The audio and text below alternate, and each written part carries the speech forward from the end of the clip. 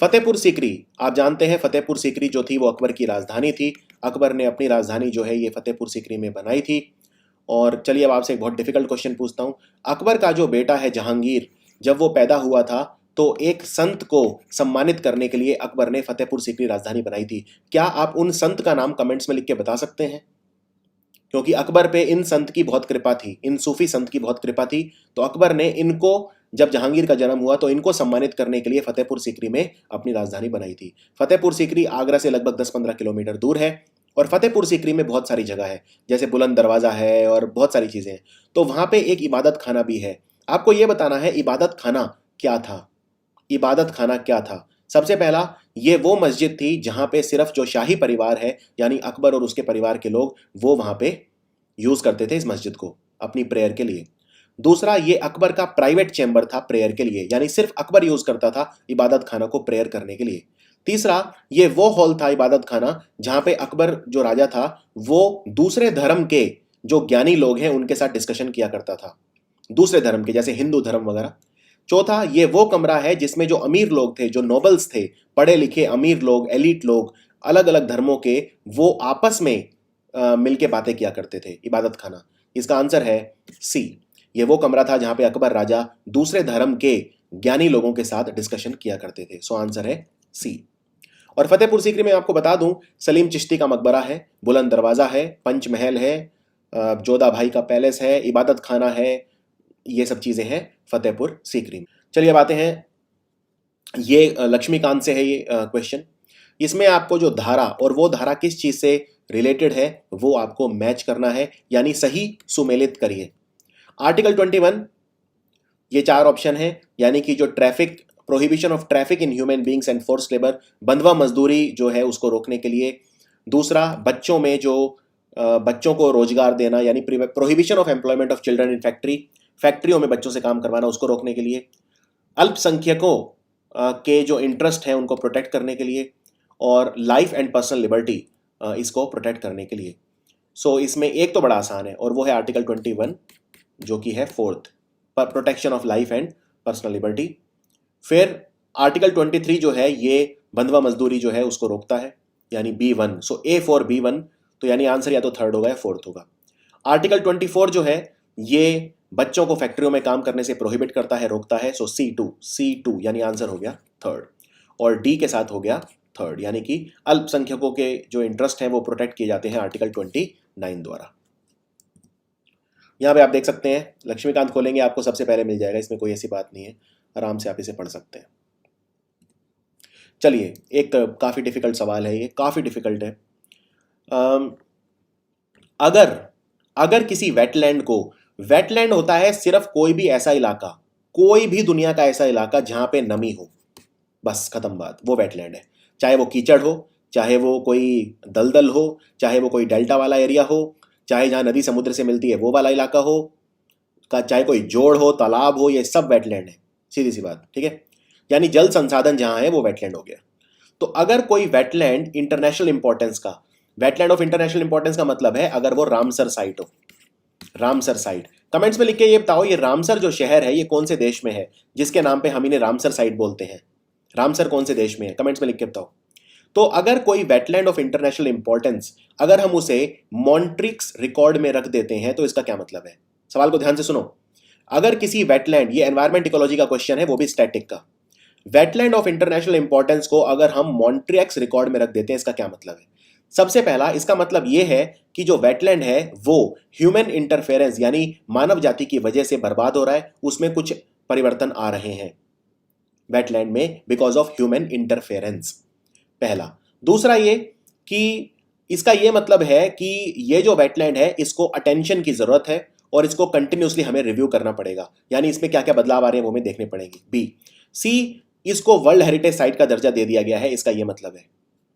और डी, यहां पे 5 किलोमीटर के एरिया में कोई भी ह्यूमन एक्टिविटी नहीं होनी चाहिए, इसका ये मतलब है अगर हमने उसे मॉन्ट्रिक्स रिकॉर्ड में रख दिया। सो इनमें कौन सा ठीक है? इनमें ए और बी ठीक है, सिर्फ सी और डी नहीं। आंसर है A and B are correct, A and B are correct. चलो कमेंट्स में लिख के ये भी बताओ कि रोपर वेटलैंड ये भारत के कौन से राज्य में है? ROPAR, रोपर वेटलैंड भारत के कौन से राज्य में है? कमेंट्स में लिख के बताओ। ये है मॉन्ट्रेक्स रिकॉर्ड। बड़ा ये थोड़ा डिफिकल्ट क्वेश्चन था, जिसने डिटेल में एनवायरमेंट इकोलॉजी नहीं पढ़ा वो नहीं कर पाएगा। अगला सवाल है नक्शा, मैप। जो कर्क रेखा है ट्रॉपिक ऑफ कैंसर, जिसे बोलते हैं 23.5 degree north latitude, tropic of cancer यानी कर्क रेखा, इनमें से कहां कहां से पास होती है? Red sea, Taiwan strait, gulf of Mexico या फिलीपीन सी? ये एक सबसे डिफिकल्ट लेवल का मैप क्वेश्चन है। अगर आपको ये नहीं पता होगा ताइवान स्ट्रेट कहां है तो आप इमेजिन में नहीं कर पाओगे। Gulf of Mexico, Philippine sea, map देखना जरूरी है। ये कंट्री मैक्सिको है, ये देखिए ट्रॉपिक ऑफ कैंसर, ये गल्फ ऑफ मैक्सिको से पास होती है। फिर ये अफ्रीका के कई सारे कंट्री, फिर आपको पता होगा भारत में भी ये कई राज्यों से पास होती है और फिर ये सीधी चली जाती है, तो ताइवान से भी पास हो रही है ये। अब आपको मैं बता दूं, ये इन red sea, Taiwan strait, gulf of Mexico और फिलीपीन सी, ये पास होती है ऊपर के 3 से, यानी A, B and C. Philippine sea से पास नहीं होती है, रेड सी, ताइवान स्ट्रेट और गल्फ ऑफ मैक्सिको से पास होती है। आप कमेंट्स में लिख के ये बताइए कि जो ट्रॉपिक ऑफ कैंसर है ये भारत में किन राज्यों से पास होती है, उनके नाम कमेंट्स में लिख के बताइए, कितने राज्य हैं और कौन कौन से हैं। अब आते हैं आर्ट एंड कल्चर, कला और संस्कृति। इनमें से सही सुमेलित कौन सा नहीं किया है? बात हो रही है यहां तस्वीरों की, पेंटिंग की। कलमकारी पेंटिंग केरल में बनाई जाती है, वर्ली पेंटिंग महाराष्ट्र में, थांका पेंटिंग हिमाचल प्रदेश में और मंजूषा पेंटिंग बिहार में। इनमें से सही मैच कौन सा नहीं किया हुआ है? वर्ली पेंटिंग महाराष्ट्र की है, ये ठीक है। थंका पेंटिंग हिमाचल प्रदेश, मंजूषा पेंटिंग बिहार, सिर्फ फर्स्ट वाला ठीक नहीं है, कलमकारी पेंटिंग जो है वो केरल की नहीं है, तो आंसर है ओनली ए। इनके बारे में थोड़ा बता दूं आपको, कलमकारी पेंटिंग आंध्र प्रदेश की है। ये आंध्र प्रदेश में श्रीकालाहस्ती और मछलीपट्टनम, इन 2 जगह के पे इनके सेंटर हैं। मछलीपट्टनम और श्रीकालाहस्ती नाम की जगह है आंध्र प्रदेश में। और ये जो पेंटिंग है ये बैम्बू से बनाई जाती है। बैम्बू को एक कलम यानी कलमकारी, ये शब्द कलम से बना, बैम्बू को छील के आगे से एक पेंसिल की तरह नोक बनाई जाती है, उसको फिर फर्मेंटेड जैगरी और पानी के मिश्रण में शाही की तरह इस्तेमाल उसका लिया जाता है। जैगरी मतलब गुड़, यानी सड़े हुए गुड़ और पानी को शाही की तरह यूज किया जाता है, और साथ साथ कलर भी यूज किए जाते हैं, वेजिटेबल डाई यूज की जाती है। सो इस तरह की होती है कलमकारी पेंटिंग। दूसरी मंजूषा पेंटिंग भागलपुर एरिया में बनाई जाती है, इसको अंगिका कला भी बोलते हैं। फिर है Warli painting. Warli painting Gujarat Maharashtra border पे मेनली बनाई जाती है ये, और उसके अलावा थांका पेंटिंग सिक्किम, हिमाचल प्रदेश, लद्दाख और अरुणाचल प्रदेश में। बुद्ध धर्म का प्रतीक है। अब आते हैं क्वेश्चन नंबर 10 पे। यह सवाल है लोक अदालत के बारे में। लक्ष्मीकांत से है। लोक अदालत जो है ये एडीआर यानी ऑल्टरनेट डिस्प्यूट रेजोल्यूशन का एक तरीका है, यानी कोर्ट के अलावा ये ठीक है। और हमारे जो कोर्ट है उनमें केसेस बहुत ज्यादा हैं, कोर्ट की जो डिसीजन देने की गति है वो काफी स्लो है, इसलिए लोक अदालत का इस्तेमाल किया जाता है। लोक अदालत जो है ये गांधी जी के सिद्धांतों पे चलती है। लोक अदालत system is based on the Gandhian principles, ये ठीक है। लोक अदालत एक स्टैट्यूटरी बॉडी है, यस, इसको लीगल सर्विसेज एक्ट 1987 के तहत स्टैट्यूटरी बॉडी का दर्जा दे दिया गया था, यह भी ठीक है, तो आंसर है ऑल आर करेक्ट। यहां पे आप देख सकते हो लीगल सर्विसेज अथॉरिटीज एक्ट के तहत इसे स्टैट्यूटरी स्टेटस दे दिया गया। ये मैप का क्वेश्चन है। ये जो क्वेश्चन मार्क लगा है ये कौन सी जगह है? ये कौन सी पानी का ये बॉडी है, वाटर बॉडी है? ये रशिया है, ये अमेरिका है, यानी अमेरिका का ये तो कनाडा है, तो ये फिर अलास्का वाला एरिया हो गया, ये नुएन वाला एरिया हो गया, तो ये ऊपर क्या है? ऊपर है चकची सी और नीचे बेरिंग सी, तो आंसर है बेरिंग सी। इस डायग्राम में काफी अच्छे से दिया हुआ है। ये अलास्का है पूरा और ये ऊपर है चोकची सी, ये बेरिंग स्ट्रेट बोलते हैं इसे। स्ट्रेट मतलब क्या? कोई भी नैरो एरिया समुद्र में उसे स्ट्रेट बोलते हैं, और नीचे ये है बेरिंग सी। क्वेश्चन नंबर 12, इनमें से आपको बताना है कौन से ऐसे सिक्के हैं, आर्ट एंड कल्चर, कौन से ऐसे सिक्के हैं जो सबसे पहले पंच मार्क कॉइन्स थे, यानी ऐसे सिक्के थे जिन पे पंच मार्क था। पुरानास, कर्षपानास, पानास या रुपए रूपा? पुराना, कर्षपान, पान या रुपए रूप? इसका आंसर है ए, बी एंड सी, यानी कि फोर्थ। यहां पे आप किताब में देख सकते हो इस तरह के सिक्कों का जिक्र पाणिनि ने अपनी किताब अष्टाध्यायी में किया हुआ है। ये किताब का नाम भी याद रखो। पंच मार्क कॉइन्स जो हैं इनका जो जिक्र है पाणिनि ने अपनी किताब अष्टाध्यायी में किया है, और इनको पुराना, कर्षपान या पान भी बोलते थे। और ये 6ठी शताब्दी ईसा पूर्व यानी बीसी में कई सारे जनपदों में और महाजनपदों में छापे जाते थे। ये मिंट सो महानदी, आपको इसके ऊपर सवाल है कि महानदी की इनमें से सहायक नदी कौन सी है, यानी ट्रिब्यूटरी कौन सी है। ट्रिब्यूटरी वो नदी होती है जो नदी में जो जल है उसको लेकर आती है, और डिस्ट्रीब्यूटरी वो होती है जो नदी से जल लेकर जाती है। तो महानदी की कौन सी है इनमें, सेवनाथ, ओंग, हासदेव या शबरी। तो इसका आंसर है ए, बी एंड सी। इसके अलावा 2-3 और हैं, जोंक, हासदेव हो गया, मांड, मांड बहुत इंपॉर्टेंट है, जोंक इंपॉर्टेंट है, टेल। तो ये सारे नाम याद रखने हैं आपको 6 के 6, जोंक, हासदेव, मांड, इब, ओंग और टेल। ये मुख्य महानदी की सहायक नदियां हैं, और सेवनाथ भी। महानदी की जो 857 किलोमीटर लेंथ है उसमें से 363 किलोमीटर छत्तीसगढ़ में है और 494 उड़ीसा में है।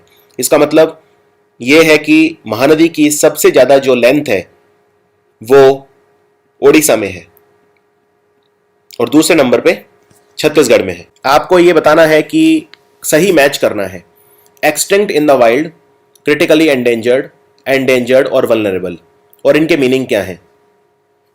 International union for conservation of nature and natural resources ने ये अपनी एक रेड डेटा बुक दी हुई है, उसमें वो जानवर रखे जाते हैं जो खतरे में है। So extinct in the wild किसे बोलते हैं, ये बोलते हैं known only to survive in captivity और as a naturalised population outside its historic range.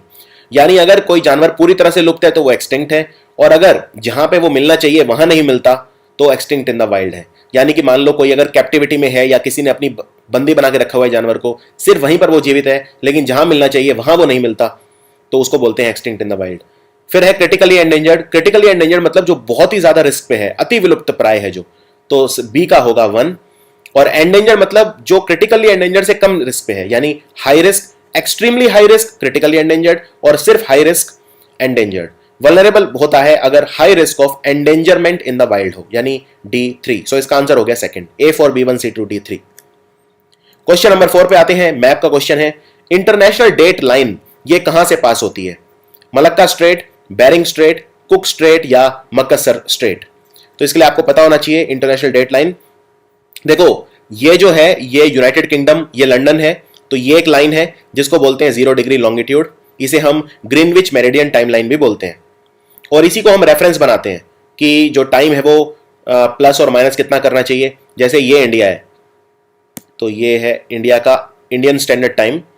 आपको कमेंट्स में ये लिखना है कि इंडियन स्टैंडर्ड टाइम की जो लॉन्गिट्यूड वैल्यू है वो कितनी है, जो भी एप्लीकेबल हो। अगर आपको पता हो अक्षांतर और देशांतर में से जो भी एप्लीकेबल हो, कमेंट्स में लिख के बताओ ये जो लाइन है इंडियन स्टैंडर्ड टाइम की कितनी हम फॉलो करते हैं। तो ये हमारा यहाँ से 5.5 घंटे जो है वो टाइम लंदन से क्या है, आगे है कि पीछे है, ईस्ट है ये, तो ईस्ट में जाओगे तो बढ़ेगा, यानी कि हम लंदन से आगे हैं, लंदन का टाइम 5.5 घंटे पीछे है। अब यहां से जो ये 0 डिग्री लॉन्गिट्यूड लाइन है ये वाली, इससे 180 डिग्री पे एक आर्टिफिशियल लाइन है ये वाली, इसे बोलते हैं इंटरनेशनल डेट लाइन। तो इंटरनेशनल डेट लाइन इस एरिया से गुजरती है, ये देखो ये, और ये एरिया कौन सा है, ये बेरिंग सी है और ये है बेरिंग स्ट्रेट। सो इसका आंसर है बेरिंग स्ट्रेट। चलिए अब आपको बताना है करेवा फॉर्मेशन इनमें से कौन से हिमालय में होता है। Karewa formation, north eastern Himalaya, eastern Himalaya, Himachal Uttarakhand Himalaya या कश्मीर हिमालय। देखिए करेवा फॉर्मेशन इंपॉर्टेंट है जब पीर पंजाल और जो महान हिमालय हैं हमारे, ग्रेटर हिमालय और पीर पंजाल के पहाड़, इन दोनों के बीच में एक कश्मीर घाटी है। समझ में आ गया, यानी ग्रेटर हिमालयाज और पीर पंजाल के पहाड़ों के बीच में है कश्मीर वैली। कश्मीर वैली में बहुत सारे सेडिमेंट डिपोजिशन हुए कई हजारों सालों तक, उनको नाम दिया गया करेवा फॉर्मेशन। यहां पे जो सैफरन है, केसर, उसकी खेती होती है, उसके लिए जाने जाते हैं, और सेब की खेती भी काफी होती है यहाँ पे, तो उसको बोलते हैं करेवा फॉर्मेशन। ये कश्मीर के हिमालयाज में होता है। और ये क्यों होता है, क्योंकि कई तरह की जो बालू मिट्टी है, जो ग्लेशियल क्ले यानी चिकनी मिट्टी, यानी ग्लेशियल जो हिमनदों से आ रही है, जो नदियां साथ लेके आ रही हैं, उस तरह की डेपोजिशन यहाँ पे होती रही बहुत सारे सालों में, और उसकी वजह से करेवा फॉर्मेशन यहाँ पे देखी गई। यहाँ पे एक खास किस्म का केसर उगाया जाता है जिसे बोलते हैं जफरान। Question number 10, art and culture. इनमें से कौन सी गुफाओं में आपको म्यूरल पेंटिंग मिलेंगी। म्यूरल पेंटिंग होती है जो दीवारों के ऊपर सीधी बना देते हैं, ड्राई सरफेस पे बना देते हैं, बड़ी बड़ी पेंटिंग होती है गुफाओं के अंदर। तो म्यूरल पेंटिंग आपको कहां मिलेंगी, अजंता की गुफाओं में, बाघ गुफाओं में, रावण छाया रॉक शेल्टर में, कहां पे। इसका आंसर है ऑल द 3, यानी A, B and C। Comments में लिख के ये बताइए ये जो बाघ गुफाएं हैं, बाघ केव्स, ये कौन से राज्य में है। तो ये एक एग्जांपल है म्यूरल पेंटिंग का। बहुत बड़ी बड़ी पेंटिंग होती है, दीवारों पे सीधी बना देते हैं। म्यूरल मतलब भी होता है अटैच। कई बार एक और तरह की पेंटिंग देखी जाती है जिसमें लाइम प्लास्टर यूज होता है। लाइम प्लास्टर, चूने का जो प्लास्टर है उस पर बनाते हैं और उसके बाद फिर उसे दीवार पे डालते हैं। इस तरह की वैरायटी भी मिलती है। इसके अलावा मिनिएचर पेंटिंग आपने सुना होगा। तो कई तरह की पेंटिंग आपको पढ़नी है, काफी इंपॉर्टेंट है ये। अजंता की गुफाओं में, Armamalai caves, Ravan Chhaya rock shelter, Bagh caves, Sittanavasal caves, Kailashnath temple Ellora में जो है, यहां सब पे देखी जाती है म्यूरल पेंटिंग। और ये पेंटिंग जो है ये हिंदू, बुद्धिस्ट और जैन तीनों धर्मों में पॉपुलर है। हमारी जो पार्लियामेंट है वो आर्टिकल 368 उसका ये कहता है कि हमारी पार्लियामेंट किसी भी चीज में हमारे संविधान के संशोधन कर सकती है सिवाय फंडामेंटल राइट के। शर्त यह है कि जो basic structure of the constitution है वो चेंज नहीं होना चाहिए। कहने का मतलब हमारे जो संविधान का जो एक कोर ढांचा है वो चेंज नहीं होना चाहिए, जो बेसिक स्ट्रक्चर है वो चेंज नहीं होना चाहिए। उसके अलावा किसी भी चीज में आप संशोधन कर सकते हो फंडामेंटल राइट को छोड़ के, ये कहता है आर्टिकल 368। ये गलत है। आप फंडामेंटल राइट्स में भी चेंज कर सकते हो। तो इंक्लूडिंग है ना कि एक्सक्लूडिंग। आर्टिकल 368 के हिसाब से फंडामेंटल राइट में भी चेंज किया जा सकता है, प्रोवाइडेड कि हमारे संविधान का बेसिक स्ट्रक्चर जो है वो चेंज ना हो। दूसरा, judicial review, rule of law, parliamentary system, ये कुछ हमारे बेसिक स्ट्रक्चर होते हैं। याद रखिए, बेसिक स्ट्रक्चर जो है इसकी कोई डेफिनेशन हमारे संविधान में नहीं दी है, लेकिन सुप्रीम कोर्ट के कई जजमेंट आए हैं, उनके हिसाब से बेसिक स्ट्रक्चर क्या हो सकता है उस पर सुप्रीम कोर्ट अपना इंटरप्रेट करता है, डिसीजन लेता है। बी वाला ठीक है, ए वाला गलत है। आंसर है ओनली बी इज करेक्ट। और आपको दिखा दूं यहां पे लक्ष्मीकांत किताब में साफ साफ जो लिखा है, ये कुछ बेसिक स्ट्रक्चर के एग्जांपल हैं। जैसे हमारी जो संविधान है वो सुप्रीम रहेगा, यानी supremacy of the constitution compromise नहीं होना चाहिए। Sovereign, democratic and Republican nature जो है हमारी पॉलिटी का वो कॉम्प्रोमाइज नहीं होना चाहिए। हमारी जो निष्पक्षता है, सेक्युलर कैरेक्टर है संविधान का, वो कॉम्प्रोमाइज नहीं होना चाहिए। इस तरह से ये सारी चीजें कॉम्प्रोमाइज नहीं होनी चाहिए जो सुप्रीम कोर्ट के कई जजमेंट्स में आई हैं। उसके अलावा आप कुछ भी हमारे संविधान में चेंज कर सकते हो, ये पार्लियामेंट को पावर है। बायो से एनसीईआरटी, साइलेंट वैली फॉरेस्ट जो हैं इनके बारे में कौन सा कथन ठीक है? सबसे पहला, ये पश्चिमी घाट के बोधी वेस्ट हिल्स में है। पश्चिमी घाट के जो बोधी वेस्ट हिल्स हैं उनमें लोकेटेड है साइलेंट वैली के जंगल। ये गलत है। ये जो हिल हैं ये बोधी वेस्ट हिल नहीं है, लेकिन पश्चिम घाट के हैं, ये ठीक है। दूसरा, इनमें ट्री क्रिकेट नाम के कीड़े नहीं होते, इसलिए इन्हें साइलेंट वैली बोला जाता है। देखिए, जो ट्री क्रिकेट होते हैं ये खास किस्म के कीड़े होते हैं जो काफी आवाज करते हैं। आप अगर रात को मान लो किसी जंगल में चलोगे तो आपको कीड़ों की आवाज सुनाई देगी, क्योंकि जो ट्री क्रिकेट नाम के कीड़े होते हैं वही आवाज करते हैं। और ट्री क्रिकेट यहाँ पे नहीं होते, इसलिए इसे साइलेंट वैली बोलते हैं, क्योंकि ये जो घाटी है जहाँ पे ये जंगल है ये बिल्कुल शांत है। ये ठीक है। ये ट्रॉपिकल फॉरेस्ट का एग्जाम्पल है भारत में, ये भी ठीक है। ट्रॉपिकल फॉरेस्ट क्या होते हैं? दो तरह की जलवायु होती है। अगर आप हमारी दुनिया देखो, ये है इक्वेटर यानी भूमध्य रेखा, और इक्वेटर के आसपास होती है उष्ण कटिबंधीय जलवायु। उष्ण कटिबंधीय मतलब यहाँ पे टेम्परेचर काफी ज्यादा रहता है, 45 डिग्री के आसपास पूरे साल एक जैसी क्लाइमेट रहती है। सर्दियां यहाँ पे नहीं होती हैं, सूरज की किरणें यहाँ पे सीधी पड़ती हैं, यहाँ पे बारिश बहुत ज्यादा होती है। इसीलिए जो उष्ण कटिबंधीय वर्षा वन यानी ट्रॉपिकल रेन फॉरेस्ट है वो यहीं पे मिलते हैं, जैसे अमेजोन या कोंगो वगैरह में।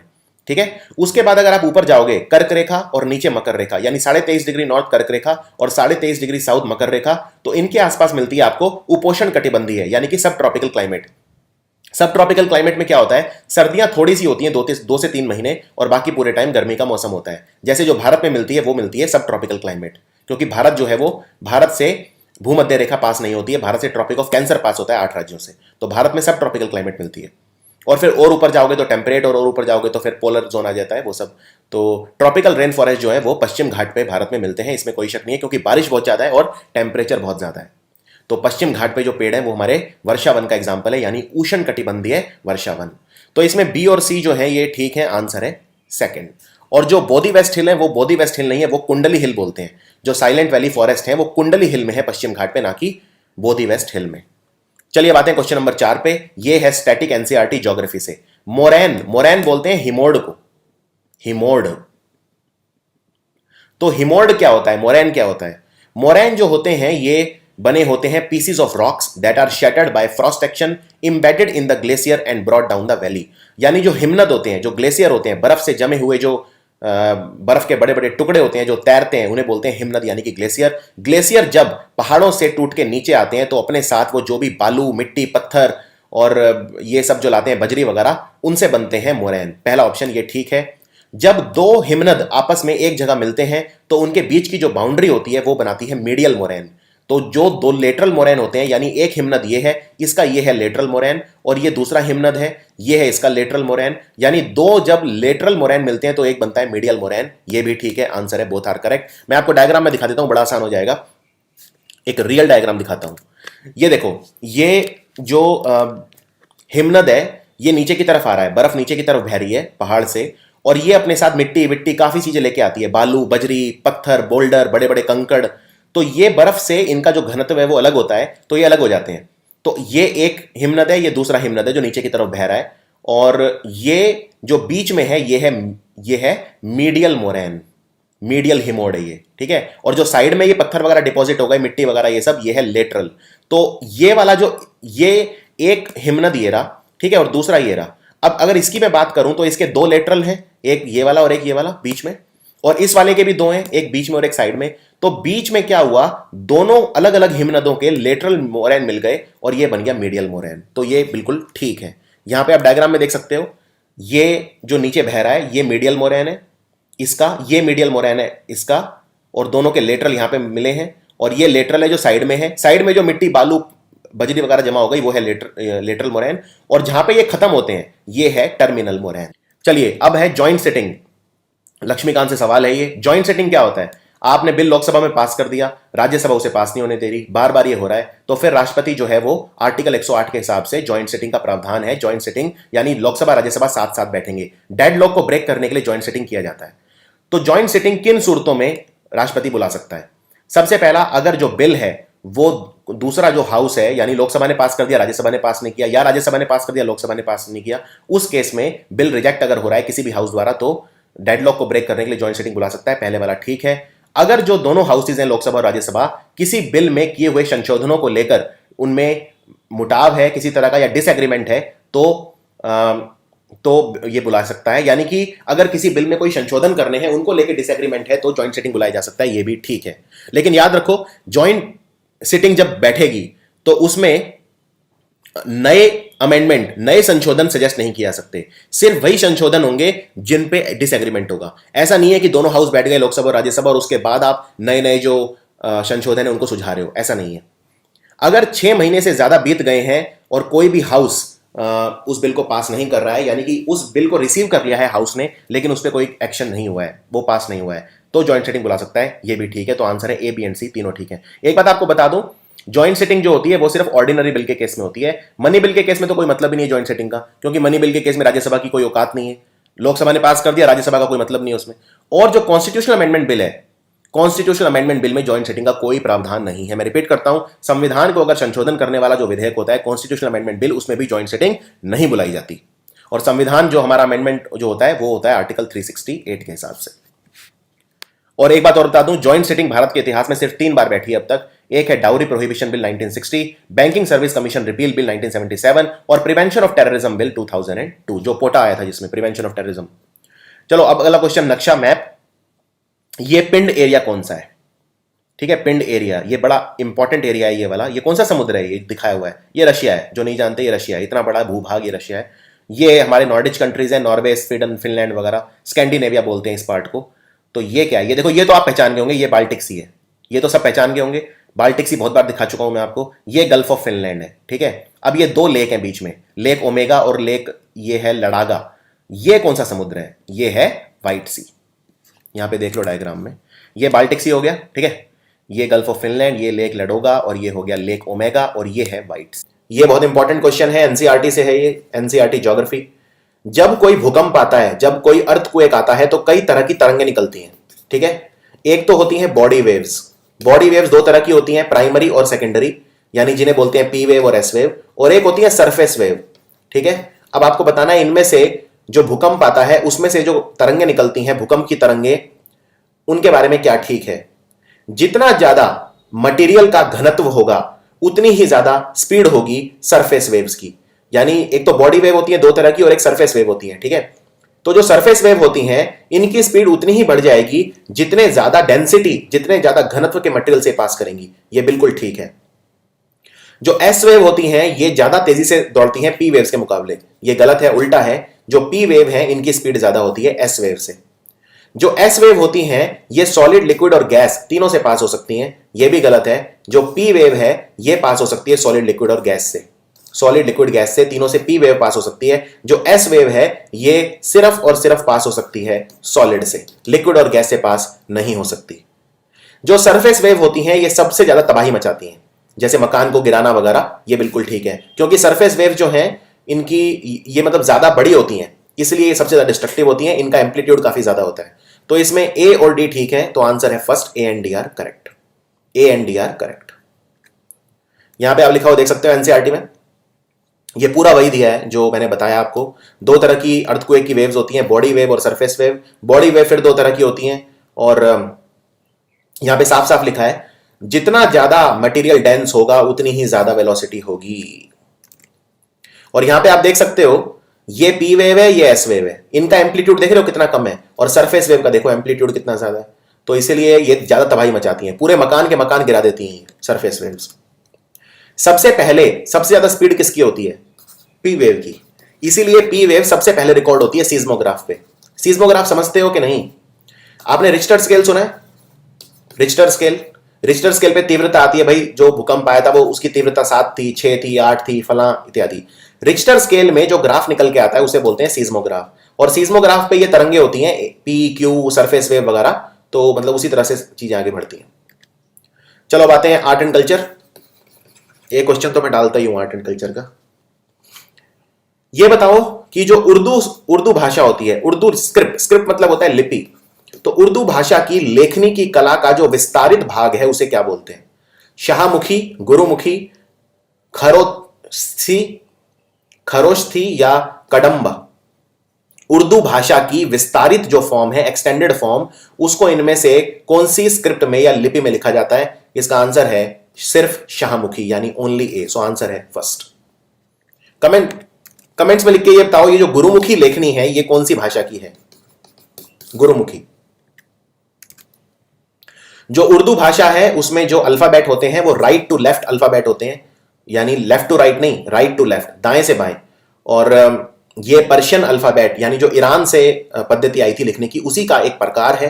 13वीं शताब्दी में इसका उद्गम हुआ था, इसका उदय हुआ था, ऐसा माना जाता है। शाहमुखी स्क्रिप्ट इसका एक्सटेंडेड फॉर्म है, और इस तरह की चीजें हैं। खैर, क्वेश्चन नंबर 7 पे आते हैं। नील नदी के बारे में इनमें से क्या ठीक है? नील नदी दुनिया की सबसे लंबी नदी है, ये तो आप जानते होंगे, 6500 किलोमीटर से भी लंबी है। अगर हम भारत से कंपेयर करें तो गंगा नदी है 2525 किलोमीटर, यानी गंगा नदी के कितना, 2.5 गुना से भी ज्यादा लंबी है नील नदी। तो नील नदी की दो मेन ट्रिब्यूटरी हैं, दो उप नदियां हैं, सहायक नदियां हैं दो, एक है व्हाइट और एक है ब्लू। व्हाइट नील और ब्लू नील, ये ठीक है। नील नदी का जो उद्गम है, जो ओरिजिनेशन है, वो होता है लेक विक्टोरिया, जो रुवांडा में है। देखो, लेक विक्टोरिया से तो होता है, पर ये रुवांडा में नहीं है, ये युगांडा में है। ठीक है, समझ गए? नहीं समझे? नील नदी का उद्गम स्थल, यानी नील नदी जहां से निकलती है, ओरिजिन लेक विक्टोरिया से निकलती है बिल्कुल, पर वो युगांडा में है, रुवांडा में नहीं है। तीसरा, नील नदी का जो मुहाना है, यानी नील नदी जो गिरती है वो भूमध्य सागर में गिर जाती है, यानी मेडिटेरेनियन सी में जाके गिर जाती है। ये ठीक है। तो बी और सी ठीक है, आंसर है second, B and C are. नहीं सॉरी, बी तो गलत है। ए एंड, एक मिनट, ए ठीक है और सी ठीक है, तो आंसर फर्स्ट है, A and C are correct. ये नील नदी है, और ये देख रहे हो आप, मिस्र से होके फिर ये भूमध्य सागर में गिर जाती है। मिस्र यानी इजिप्ट, इसलिए इजिप्ट को कहते हैं गिफ्ट ऑफ द नाइल। अगर नील नदी नहीं होती तो इजिप्ट में भी जो सिविलाइजेशन है वो पनप नहीं पाती। जो इजिप्ट है वो पूरी तरह से नील नदी पे डिपेंड करता है। और ये है लेक विक्टोरिया, जहां से नील नदी निकलती है, और 11 कंट्रीज जो है उसमें ये बहती है। चलिए अगले सवाल पे आते हैं। ये आपको बताना है कि ये कौन से रोग की बात हो रही है, कौन से डिजीज की बात हो रही है। Very very important question. सबसे पहला, ये डिजीज फैलता है बैक्टीरिया से, जिसका नाम है यर्सीनिया पेस्टिस। यर्सीनिया पेस्टिस नाम के बैक्टीरिया से फैलता है। अगर ये रोग आपको हो जाए तो उसके जो सिम्टम है, लक्षण है, वो है बुखार, शरीर टूटना यानी वीकनेस, और सिर दर्द यानी हेडेक। ये सबसे कॉमन सिम्टम है। ये डिजीज दो तरह का होता है, ब्यूबोनिक और सेप्टिसेमिक। ब्यूबोनिक और सेप्टिसेमिक। ब्यूबोनिक में हमारी जो लिम्फ नोड होती हैं, लिम्फ ग्रंथि, वो फूल जाती हैं, स्वेल हो जाती हैं। और सेप्टिसेमिक में क्या होता है, हमारी बॉडी का एक अंग वो काला पड़ जाता है और उसकी मृत्यु हो जाती है। इस रोग को ब्लैक डेथ भी बोलते हैं, क्योंकि हमारी जो बॉडी है वो काली हो जाती है, गैंग्रीन वगैरह हो जाता है, टिश्यूज मर जाते हैं उसमें इत्यादि। तो ये रोग कौन सा है? ब्लैक डेथ किसे बोलते हैं? ये रोग है प्लेग। प्लेग, आपको बता दूं, एक समय था यूरोप में जब 5 करोड़ लोग प्लेग से मारे गए थे। आप इमेजिन कर सकते हो 5 करोड़ लोग एक बीमारी से मर जाना, तो बहुत ही ज्यादा डेंजरस था प्लेग एक टाइम में। खैर आज इस पे काबू पा लिया गया है, लेकिन याद रखिए प्लेग। खैर क्वेश्चन 9 एनसीईआरटी से है, ज्योग्राफी भूगोल। तो ये 4 वर्ड दिए हैं, अपहेलियन, पेरिहेलियन, कन्वेक्शन और एडवेक्शन। ये आपको मैच करना है कि इनका क्या मतलब है, ये अपहेलियन वगैरह क्या होते हैं। देखो, तो आप पहले तो खुद सॉल्व कर लो। देखो क्या होता है, धरती जो है एक तो अपने ही उस पर घूमती है जिसको बोलते हैं रोटेशन, 24 घंटे में एक रोटेशन पूरा करती है, और धरती एक सूरज के चारों तरफ चक्कर लगाती है जिसे बोलते हैं रेवोल्यूशन। समझ में आया? रेवोल्यूशन में 365 दिन लगते हैं जिसको हम एक साल बोलते हैं, ठीक है। और अपने ही एक्सिस पे घूमती है जिसको बोलते हैं रोटेशन, जिसमें 24 घंटे लगते हैं। यहां तक बात ठीक है। अब सवाल यह है कि जो धरती है और जो सूरज है उनके बीच में डिस्टेंस कितना है। तो ये डिस्टेंस है 15 करोड़ किलोमीटर, जिसे बोलते हैं हम 1 एस्ट्रोनॉमिकल यूनिट, 1 AU। समझ में आया? 1 AU। तो 15 crore unit, 15 crore kilometre distance है सूरज और धरती के बीच में। लेकिन हर वक्त ये सेम नहीं रहता, ठीक है। तो जब सूरज और धरती के बीच डिस्टेंस सबसे ज्यादा होता है उसे बोलते हैं अपहेलियन। तो एक आंसर है 1, बी का है 2, बी बिल्कुल इसका उल्टा है। जब सूरज और धरती के बीच सबसे कम गैप रहता है तो उसे बोलते हैं पेरिहेलियन। कन्वेक्शन बोलते हैं जिसमें हमारा जो वातावरण है उसकी वर्टिकल हीटिंग होती है। और एडवेक्शन बोलते हैं जब हमारे वातावरण में हवाएं चलती हैं हॉरिजॉन्टली और वो वातावरण को गर्म करती हैं। तो ये हो गया A1 B2 C3 D4, यानी कि सेकंड इज द आंसर। यह एनसीईआरटी में लिखा हुआ आप देख सकते हो। ये कह रहा है कि जब सूरज और धरती सबसे दूर होते हैं तो उनके बीच में डिस्टेंस होता है 15.2 करोड़ किलोमीटर, ठीक है। और जब से सबसे पास होते हैं तो होता है 14.7 करोड़ किलोमीटर। तो एवरेज ले लो, तो एवरेज हो गया लगभग 15 करोड़ किलोमीटर, जिसे बोलते हैं 1 एस्ट्रोनॉमिकल यूनिट। और कब कब सबसे पास और दूर होते हैं? तो धरती और सूरज सबसे दूर होते हैं 4 जुलाई को। मैं रिपीट करता हूं, 4 जुलाई को, यानी कि 3 दिन बाद धरती और सूरज सबसे दूर होंगे, यानी डिस्टेंस उनके बीच में होगा 15.2 करोड़ किलोमीटर, ठीक है। और धरती और सूरज सबसे पास होते हैं 3 जनवरी को। 3 जनवरी दोनों याद रखो। और ये वही जो मैंने बताया था एडवेक्शन वगैरह। खैर क्वेश्चन नंबर 9 पे आते हैं। ये है केंद्र शासित प्रदेशों के बारे में। केंद्र शासित प्रदेश यानी यूनियन टेरिटरी कितने हैं भारत में? 7 है। तो आर्टिकल 239 से 241, यानी आर्टिकल 239, आर्टिकल 240 और 241, धारा 239 से 241 हमारे जो पार्ट 8 ऑफ द कॉन्स्टिट्यूशन में है, भाग 8 संविधान का, उसमें यूनियन टेरिटरीज के बारे में लिखा हुआ है पूरा। ये ठीक है। जो यूनियन टेरिटरी का एडमिनिस्ट्रेटर होता है वो एजेंट ऑफ द प्रेसिडेंट बोलते हैं उसे, यानी प्रेसिडेंट कंट्रोल करता है यूनियन टेरिटरी को थ्रू एन एडमिनिस्ट्रेटर। ये भी ठीक है। लिeutenant गवर्नर, या आप इसको लेफ्टिनेंट गवर्नर भी बोल सकते हो, लिeutenant एक ही बात है, कोई ऐसी वो मतलब बात नहीं है। तो लिeutenant या लेफ्टिनेंट गवर्नर जो है वो दिल्ली, पौंडीचेरी और अंडमान निकोबार में मौजूद रहता है। और बाकियों में क्या रहता है फिर? अगर ये 3 है तो 7 है, तो बाकियों में क्या रहता है हम देखते हैं अभी। तो ये भी ठीक है, इसमें तीनों ही ठीक है, तो आंसर है ऑल आर करेक्ट। और आपको बता दूं कि दिल्ली और पौंडीचेरी सिर्फ 2 ऐसे केंद्र शासित प्रदेश हैं जहां पे विधानसभा है, जहां पे मुख्यमंत्री होता है, बाकियों में मुख्यमंत्री नहीं होता है। सो मैंने जो आपको बताया कि प्रेसिडेंट कंट्रोल करता है, प्रेसिडेंट कंट्रोल करता है किसे? यूनियन टेरिटरी को। किसके थ्रू करेगा? तो या तो करेगा वो लिeutenant गवर्नर के थ्रू, या करेगा चीफ कमिश्नर या एडमिनिस्ट्रेटर। अभी अगर मैं बात करूं तो दिल्ली, पौंडीचेरी और अंडमान निकोबार में जो है वो लेफ्टिनेंट गवर्नर है। और बाकियों में क्या है? यानी चंडीगढ़, दादरा नगर हवेली, दमन दीव और लक्षद्वीप में क्या है? वहां पे एडमिनिस्ट्रेटर है, वहां पे एडमिनिस्ट्रेटर है। और लेफ्टिनेंट गवर्नर जो है वो दिल्ली, पौंडीचेरी और अंडमान निकोबार के पास है। तो इतना बस याद रखिए। अब आते हैं आर्ट एंड कल्चर। इनमें से हिंदी भाषा के बारे में और हिंदी के जो दूसरे प्रकार हैं उनके बारे में क्या ठीक है? हिंदी भाषा में जो पहली किताब लिखी गई थी वो थी पृथ्वीराज रासो। पृथ्वीराज रासो, ये पृथ्वीराज चौहान के जीवन के ऊपर लिखी है, ये बिल्कुल ठीक है। भक्ति मूवमेंट का जो समय था उसमें लोगों ने संस्कृत का इस्तेमाल किया, नहीं ये गलत है। संस्कृत को सिर्फ ब्राह्मणों की भाषा बोला जाता था, तो आम आदमी ने जो हिंदी का यूज लिया काफी। इनफैक्ट भक्ति मूवमेंट का जो समय था हिंदी के लिए सबसे अच्छा था। तो बी वाला गलत है, ए वाला ठीक है। आंसर है ओनली ए इज करेक्ट। और हिंदी के बारे में कुछ ये और चीजें हैं। हिंदी जो है, जिस हिंदी को हम आज बोलते हैं, ये इसका जो इवॉल्व हुई है, यानी इसकी जो क्रमागत उन्नति हुई, एक तरह से एवोल्यूशन हुआ इसका, वो 7 से 14वीं शताब्दी के बीच में हुआ। किससे हुआ? ये इसको बोलते हैं अपभ्रंश। अपभ्रंश जो प्राकृत भाषा से बना था खुद। और भक्ति मूवमेंट के वक्त हिंदी का काफी प्रचार और प्रसार हुआ। पृथ्वीराज रासो जो है ये पहली किताब थी जो हिंदी में लिखी गई थी, और इसमें पृथ्वीराज चौहान के जीवन का जिक्र है। फिर बहुत सारे लोग आए जिन्होंने हिंदी को पॉपुलर करा, जिन्होंने कविताएं लिखी इत्यादि, जैसे कईयों के नाम यहाँ पे दिए हैं।